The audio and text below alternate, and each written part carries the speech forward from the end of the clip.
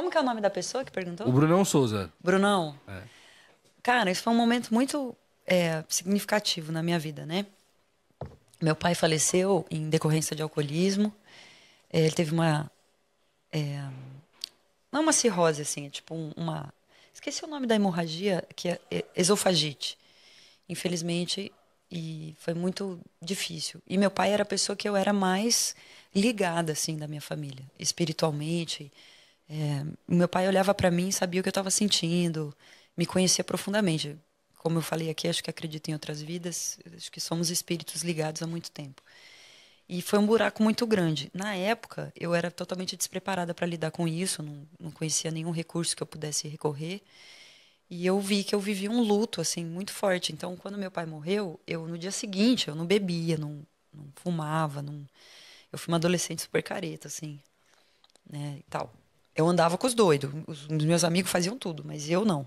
E aí, quando meu pai morre, no dia seguinte eu entrei numa uma loja de conveniência assim, de posto de gasolina, comprei um engradado de cerveja e bebi tudo. Fiquei muito bêbada. E assim foi. E eu fiquei bebendo muito tempo, tipo 1 ano e pouco, direto. Eu bebi em 1 ano e meio que eu podia ter bebido em 30 anos. Eu fazia show bêbada, caía do palco. Foi horrível. Eu tenho, assim, constrangimento de lembrar disso, porque foram shows que... Foi uma época da gravadora, da Sony. Tem um show famoso do Canecão, que estava toda a indústria da música nesse show, e eu realmente entrei bêbada nesse show. Foi terrível. Mas é isso, foi o que eu consegui fazer nessa época. Assim, eu já aprendi a me perdoar por isso também. E quem me ajudou nesse momento foi o Ney Matogrosso. Ele percebeu que eu estava nesse quadro de sofrimento, porque eu estava, acho que, querendo entender, assim, por que que isso tinha acontecido, né? Porque eu internei meu pai 9 vezes, eu tentei muito salvar ele, não deu certo. E o Ney um dia me convidou para entrevistá-lo para uma revista. Eu cheguei já com a garrafa de vinho embaixo do braço.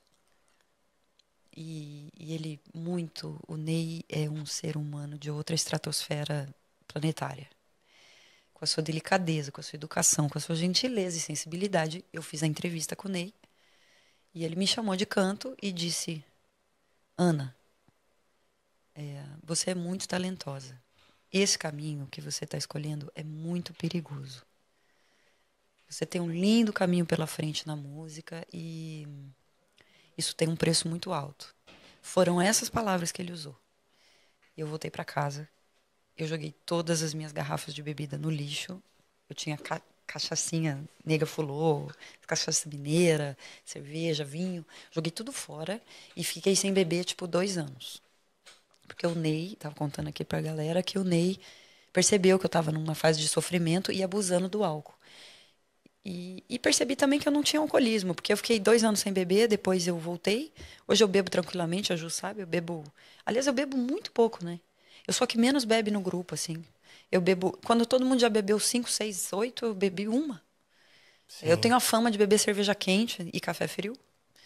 Mas o Ney me ajudou num momento que, assim...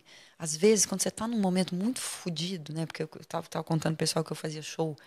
Cheguei a cair do palco, né? Uma vez. Enfim, eu achei que tinha uma escada, não tinha. Pisei em falso, caí. Às vezes precisa vir uma pessoa, sabe? Falar um negócio assim, muito singelo. Porra, mas era o Ney Matogrosso, meu ídolo. Não éramos amigos ali ainda. Hoje a gente tem uma amizade de 10 anos. Então foi foda, Que assim. legal. Foi o cara que me deu o toque. Ele falou: Isso é muito perigoso. Isso tem um preço muito alto. Você é muito talentosa. Você tem eu vejo um caminho lindo para você na música brasileira.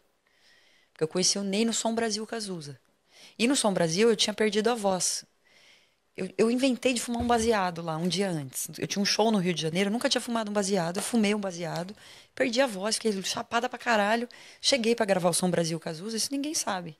E eu não tinha voz. E todo mundo teve que esperar eu recuperar a voz no dia seguinte pra gravar de novo. Tinha 100 pessoas no estúdio. A Eita. minha vergonha que eu fiquei. Então o Ney viu tudo isso. Só que diz ele que estavam falando nos bastidores que eu tinha isso, que eu tinha aquilo, que eu tinha cheirado, que eu tinha... E nada disso. Nunca cheirei, inclusive. Cocaína, nunca nem experimentei mesmo. Nem eu. Mas o baseado, sim, eu tinha fumado, perdi a voz. E aí o Ney disse que achou interessante aquela cantora jovem na Globo todo mundo falando aquilo, e ele que foi apaixonado e viveu com Cazuza, ele achou interessante. Ele falou, cara, quem é essa pessoa aqui? Então, tá todo mundo falando isso aqui. Então, ele foi se aproximando e foi entendendo o meu quadro, tipo, né? Então, quando ele chegou, ele me deu esse toque e eu parei de beber mesmo. E como foi? Ele mandou um. Ligou. Não, eu fui fazer uma entrevista, ele me chamou para entrevistá-lo. Tinha uma revista que convidava um artista e esse artista indicava um outro artista para entrevistá-lo. Ah, que Então, legal. a revista Glamour chamava. A revista chamou o Ney e o Ney me chamou para entrevistá-lo. Foi nessa entrevista que ele me chamou de canto, sozinho, sabe? Nossa, que legal. Assim, é uma das pessoas mais. Quem conhece o Ney sabe disso que eu estou falando, mais na intimidade. É uma pessoa. Não dá nem para explicar assim, a integridade que esse ser humano tem com os seus. Eu consigo imaginar. Não conheço, né? Eu adoraria conhecer o Ney Matogrosso mesmo, que também é um ídolo meu. Mas eu vejo isso também. Vejo assim uma integridade, É, uma. um caráter, Isso, solidez de caráter, sabe? solidez e assim. Essas são as pessoas que vão estar comigo. Agora ele vai fazer um show no Festival de Montreux, né? Ele vai comemorar Que 50 anos de legal. carreira e ele me convidou para participar desse show. Você imagina a Puta minha merda, emoção, cantar bicho. com o Ney Matogrosso no show de 50 anos de carreira. Ele me convidou. Então, o pessoal aí que perguntou, é isso aí a história. E eu conto mesmo, eu tenho muito orgulho. E até para passar uma mensagem. De repente, alguém que está nos ouvindo aqui, que está num momento difícil, está abusando um pouco, né? É isso aí.